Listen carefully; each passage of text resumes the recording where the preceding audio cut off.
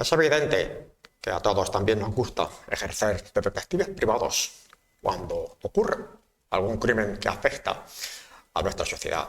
Siempre nos ha gustado jugar a averiguar qué es lo que ha pasado tras un crimen pasional, emocional o incluso desde una venganza.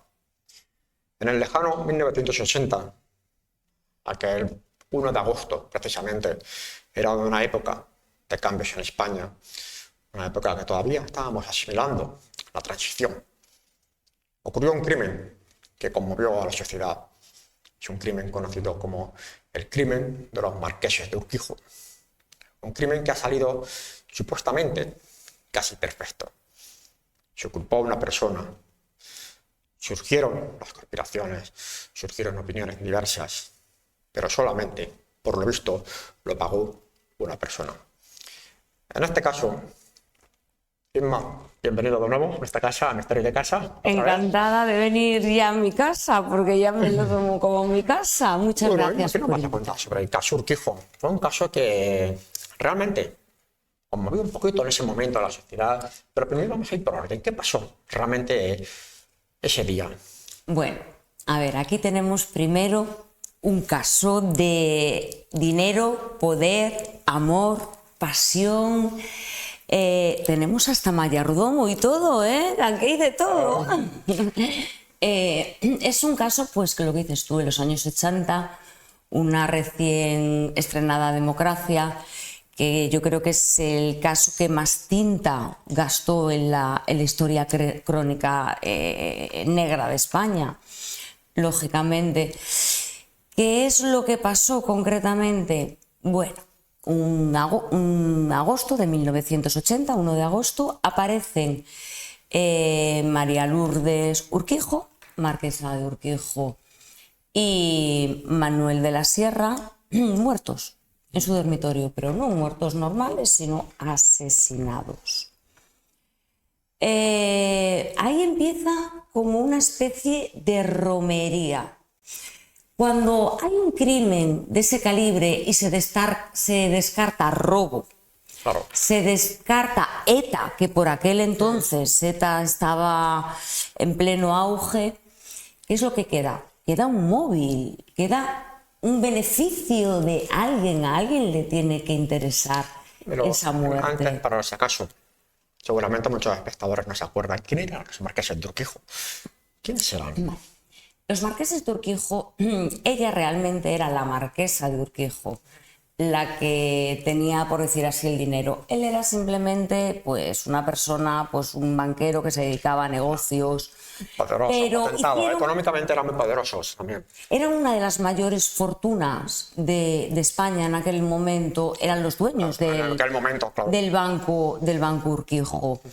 Una de las mayores fortunas, desde luego. Ellos tenían 2 hijos, que eran Miriam y Juan, como es bien todos conocidos. El marqués de Urquijo se le conoce por su carácter agrio, antipático, de cómo trataba a sus hijos. Esos niños vivían en auténtica austeridad económica.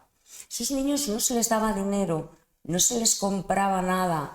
Esos niños no tenían ningún tipo de libertad. Vivían amargados, hasta tal punto que Miriam de la Sierra se casa con su novio, que es Rafael Escobedo, que es otra persona que sale en los nombres de... Y esa relación que tenía Rafi Escobedo con Miriam, con la hija, ¿no estaba bien vista por los padres en principio? Vamos a ver, aquí hay una gran equivocación. Como fortuna estaban los marqueses de Urquijo. Pero Rafa Escobedo era amante de la movida madrileña, de la noche, estudiante de segundo de Derecho.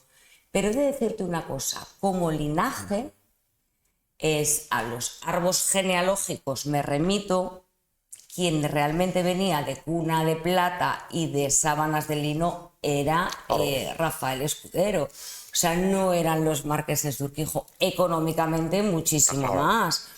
Pero eso de que dicen de que él era un muerto de hambre, mentira, era un niño pijo de la calle Serrano de toda la vida, de familia, familia, familia, familia, de la Yese, digámoslo así, de Madrid. Y luego ya, bueno, evidentemente tras esa trama que hubo entre dudas, quizás venganzas, conspiraciones familiares, entre ellos surge un crimen aquel día, mientras estaban durmiendo el matrimonio y reciben un tiro en la cabeza, en la nuca concretamente, ¿no? ¿Fue Rafi Escobedo? Lo que nos están vendiendo la prensa en aquel momento, nos estaba vendiendo la prensa, fue Rafi Escobedo, su detención, parece que con esa carita de persona un poco agitadora, por lo visto. Yo a las pruebas me remito y las pruebas dicen que es imposible. Punto número 1. Informes que desaparecieron psicológicos, o sea, de psiquiatras forenses psicológicos, que él no tenía el intelecto, ni la capacidad, ni la voluntad, ni tenía nada para poder matar, no a los marqueses, a nadie, a nadie. Él era lo que llamamos popularmente un pelele en manos de Miriam. ¿Cómo era Miriam, su mujer? Todo lo contrario, fría, calculadora, segura de sí misma. Algunos dicen que sin ningún tipo de escrúpulos. Ella estaba pasando apuros económicos muy grandes. Estaba con un americano, Dick, que tenían una empresa de bisutería que hacía aguas por todos los lados. Estaba en bancarrota. Luego estaba Juan, otro hijo, que trabajaba en Londres y estudiaba en Londres por una vivienda y por comida, porque no tenía más dinero. Quería dedicarse a los negocios familiares, pero no se le permitía. Luego estaba el Banco de Urquijo muy mal, empezamos las crisis del 1980 y los bancos fueron los primeros afectados. Entonces tenía tanta deuda el Banco de Urquijo o que bien se fusionaba con el hispanoamericano o eso se iba fatal. El marqués era soberbio. Bajo ningún concepto iba a hacer la fusión y quitar el nombre a su banco. Pero el administrador y los hijos decían que sí, era la única forma de saldar las deudas. El administrador no se llevaba con los hijos, pero de un año antes del crimen empezó a darles dinero bajo cuerda. Diego Martínez, el administrador, empezó a acercarse a los chicos. Y se dice... Parece que, perdóname, que te haya interrumpido, entre los dos hijos solamente iba a heredar esa fortuna el hijo. La hija Miriam cree que no se quedaba con nada. Incluso especuló de que Miriam había organizado como venganza a su propio hermano también. Pues posible. Pues mira, yo te voy a decir que esa teoría yo no me la creo, porque sí que es verdad que él se iba a quedar con lo que es el marquesado, el título, pero ella nada más fallecer sus padres, lo primero que hizo fue comprarle un Porsche a su novio y un chaletazo, digamos, claro, en La Moraleja. Ella se quedó con el dinero. Él se quedó con los negocios familiares en Londres, ella con una suma importantísima de dinero y el administrador con todos los negocios que se llevaban aquí en España. ¿Qué sacó Rafa Escobedo? ¿Qué sacaba? En aquel momento es un crimen realmente de turbio, por decirlo así, en el que hay trama familiar también. También unos intereses realmente curiosos. Sobre todo hay una figura que es Rafi Escobedo, que es un personaje que ha sido mediático en aquel momento, lo habían atosigado a la prensa, fue perseguido por la sociedad también, fue señalado también. Sin embargo, tuvo un triste final, Rafi Escobedo. Lo habían, vamos a decirlo entrecomillado, lo habían suicidado en la cárcel donde estaba. ¿Qué es lo que ha pasado? Mira, salen dos culpables, ¿no? Así sale la sentencia, que es Rafa Escobedo con 53 años de cárcel y Javier Anastasio.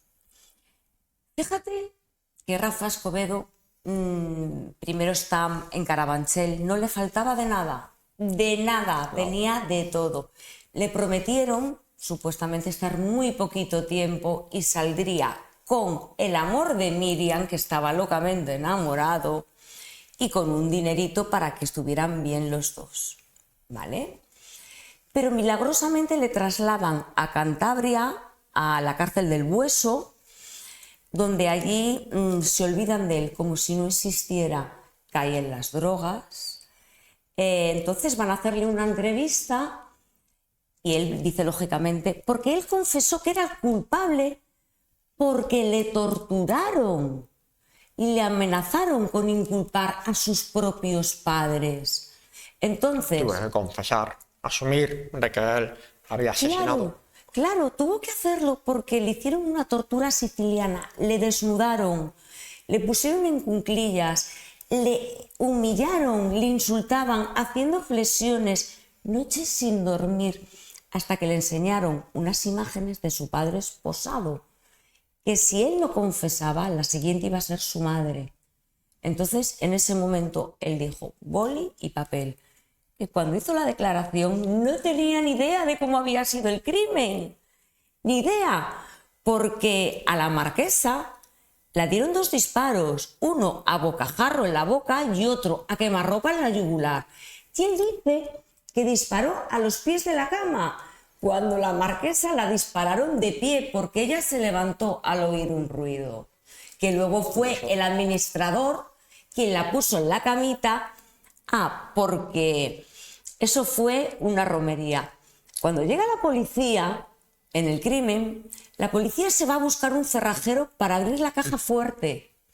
El administrador lava los cuerpos. Sí, es cierto. Lo habían con limpiado. Agua Sí. Manipula la escena del crimen, quita las pruebas. Antes de llegar la policía, llegó la prensa.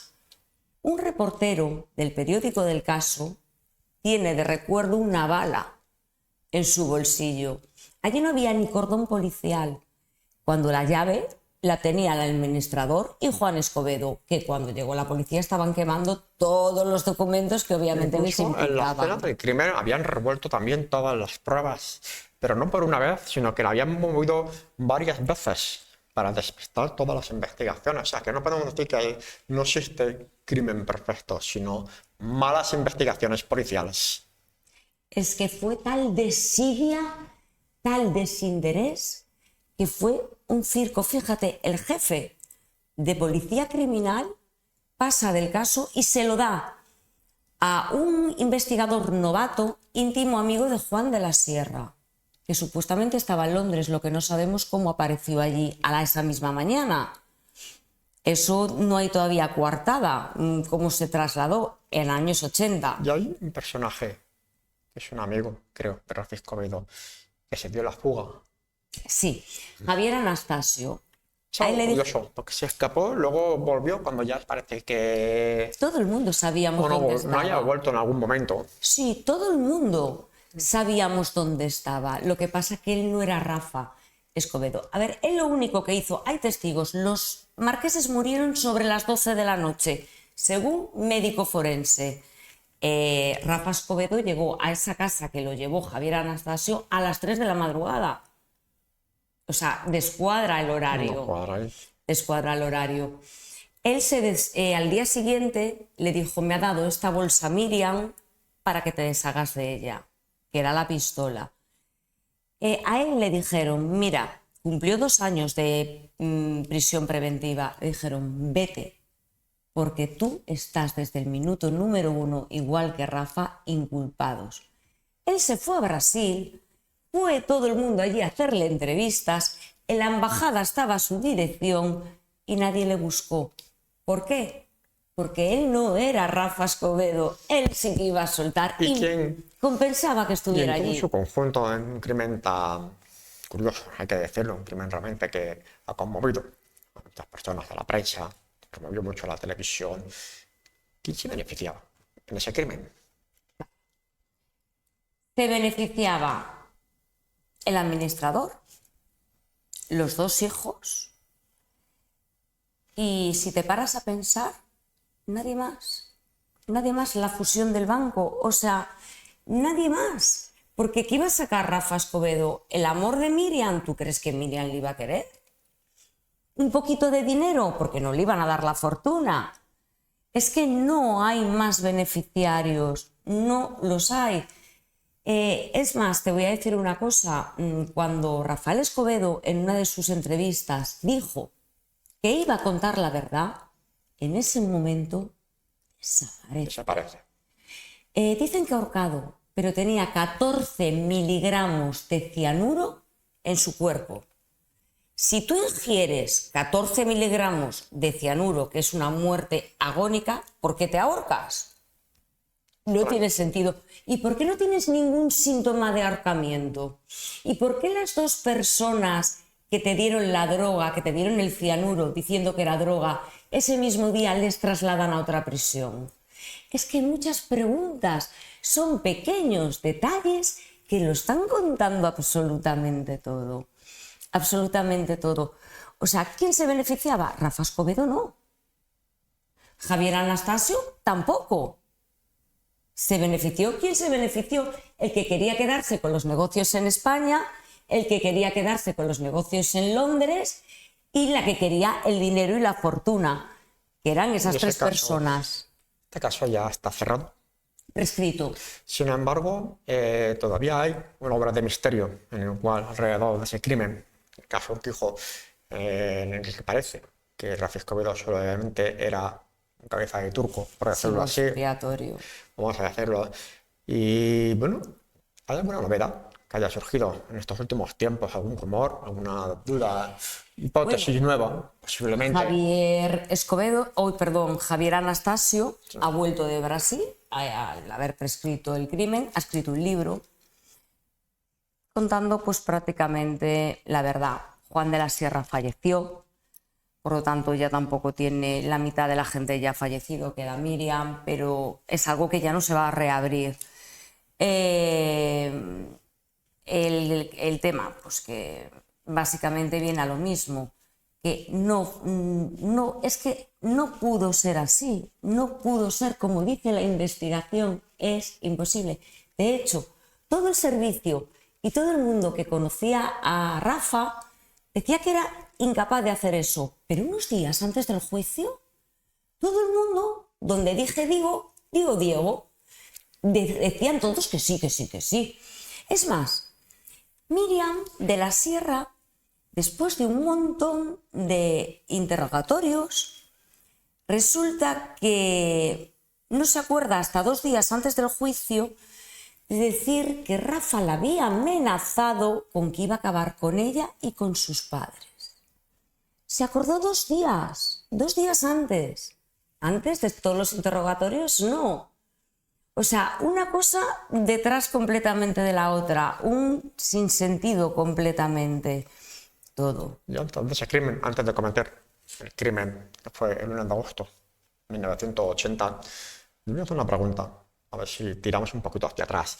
Antes de cometer ese crimen, ¿hubo alguna trifulca entre ellos? ¿Hubo alguna disputa?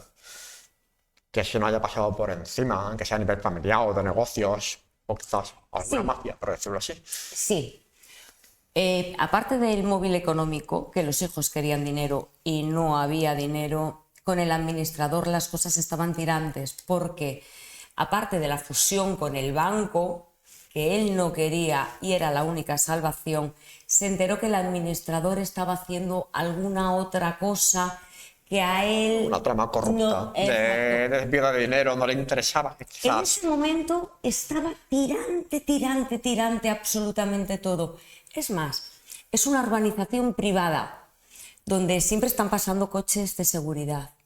2 días antes del crimen, el administrador fue a hablar con el jefe de seguridad y dice lo siguiente: no pasen por la zona del chalet, ya que a la marquesa le gusta tomar el sol en topless, cosa inaudita para cualquier persona que conociera a la marquesa ultracatólica y que sabemos que era un poquito lenta, y que la zona de solarium y de piscina estaba en la parte de atrás del chalet. Estaba preparando el terreno, por decirlo así, sí, supuestamente. Claro, que no pasaran por esa zona, precisamente por orden del administrador. Y la única persona que sabían que el 1 de agosto ellos salían a Sotogrande y era la última noche que iban a estar allí y que no iba a haber nadie de servicio porque estaban todos de vacaciones, era Miriam de la Sierra, el administrador y ellos dos. Bueno, y las personas de servicio, ¿cómo lo sabían? Hay otro hecho. Juan de la Sierra nunca llamaba a sus padres, nunca. Y si llamaba, solo hablaba con la madre. Inusualmente llama por teléfono. Esa noche nunca llamaba, y menos por la noche. Y venga y habla con su padre, que no se hablaban, y luego con su madre insistiendo que se iban a acostar y que estaban bien. Todo cuadra en que Juan de la Sierra no estaba en Londres, estaba en Madrid. De hecho, Rafa Escobedo le dijo a sus amigos que había quedado con Juan, que se iba, que había quedado con Juan. Le preguntaron, ¿no está en Londres? Él estaba aquí. Hablamos de los años 80, que los vuelos no son como ahora. ¿Cómo a las 10:30 de la noche estás en Londres y a las 9 de la mañana estás en Madrid, desde Londres, sin que nadie te hubiera avisado? Él dijo que le avisó la secretaria del padre, cosa que negó la secretaria, pero luego dijo que sí. El administrador nadie le avisó y apareció de riguroso luto. Y llegaron antes que la policía. Y la prensa llegó antes que la policía. ¿Quién llamó a la prensa? ¿Cómo entra la prensa en una urbanización privada? Porque cámaras de televisión y tanta gente llama la atención. ¿Quién les dio permiso para entrar? Quizás había muchísimos intereses para, digamos, desviar la atención, para señalar otro tipo de culpables, ocultar pruebas. Sería eso el objetivo. Claro, claro, antes de que viniera la policía, que luego se fueron toda la policía, a buscar un cerrajero sin ningún tipo de custodia de esos cuerpos, sin acordonar. Se quedó la prensa, la familia y el servicio solos con los dos cadáveres. Hicieron y deshicieron lo que quisieron. Ya te digo que hay un reportero vivo hoy en día del caso que tiene una de las balas que se encontraron. Como pueden ver, la década de los 80 aquí en España era una época, digamos, bastante turbulenta. Hay muchos sucesos que han ocurrido aquí en España, entre ellos el caso Urquijo, el crimen de los Urquijo. ¿Qué conclusiones puedes sacar tú de este caso? Como resumen generalizado. Generalizado, bien. Se quitaron un estorbo, un problema. Para mí la marquesa fue un daño colateral porque ella no estorbaba. Simplemente pues, se despertó en un mal momento. Él era un hombre calculador, frío, un hombre más bien despreciable, lo que era el marqués. Se lo quitaron de encima. El móvil, la conclusión, dinero, quien les beneficiara, y un tonto enamorado, débil, sin ningún tipo de espíritu, sin ningún tipo de personalidad. Hicieron y deshicieron con él lo que quisieron. Y eso fue lo que realmente, según las pruebas de la investigación que desaparecieron, han desaparecido también, es lo que la conclusión que se saca. Se salieron con la suya, fusionaron los bancos, uno se quedó con unos negocios, otro con los otros y la otra con dinero. Caso resuelto. Ya con la fusión de los bancos, la fusión con el hispanoamericano, se cerró prácticamente todos los problemas de la familia Urquijo, por decirlo así, desaparecieron de la noche a la mañana, de un plumazo, por decirlo. Claro, curioso, ahí podemos ver unas tramas también financieras, también tramas sentimentales, hemos visto también de intereses familiares, de herencias, crimen. Una conspiración, diría yo. Una conspiración muy potente. Muy potente, muy fuerte. Pero nadie tuvo eso en cuenta en el juicio. No pasa nada, eso nadie lo tuvo en cuenta. Solamente tenía en cuenta que desde el minuto número 1 iba a ser culpable Rafi Escobedo y Javier Anastasio. Desde el minuto número 1 lo sabían. Es increíble, o sea, ya tenían preparado también lo tenían culpable, todo preparado. Vamos a elegir a esta persona como máximo responsable de un crimen. Realmente era el único que iba a decir que sí, porque no tenía carácter. Era un pelele, como te digo, que popularmente se dice, en manos de Miriam y de Juan, porque era íntimo amigo de Juan. El problema es que lamentablemente Rafi Escobedo lo ha pagado con su vida, por decirlo así. Porque es más, estaban tan sujetos esa familia que nada más morir los marqueses, Juan de la Sierra, cuando venía a Madrid, en su casa de Somosaguas, era orgía tras orgía, droga tras droga. Bueno, hay dolor ninguno. Es más, cuando a Miriam de la Sierra la avisan de que sus padres han aparecido asesinados, dice, sí, voy a hacer un par de recados y ahora me paso. Como el que dice, te estamos esperando para tomar café. O sea, a mí me dicen que mis padres han aparecido muertos y no me digo que me voy a hacer un par de recados. Acudo inmediatamente. Ahí no hubo pena ninguna. Bien, pues hemos visto con nuestra colaboradora, Historias de Casa, Mar Huellas. Gracias por traernos un caso, por recordarlo, que es lo que pasó aquel verano de 1980, que también hubo otros casos posteriormente, que también hablaremos de ellos alguna vez. Fue el crimen de los Galíndez también. Otros crímenes muy similares también, que también hay una trama realmente curiosa. Algún día hablaremos de ellos. Así como hemos visto, también el mundo de la criminología forma parte de nuestro guión de Misterios de Casa.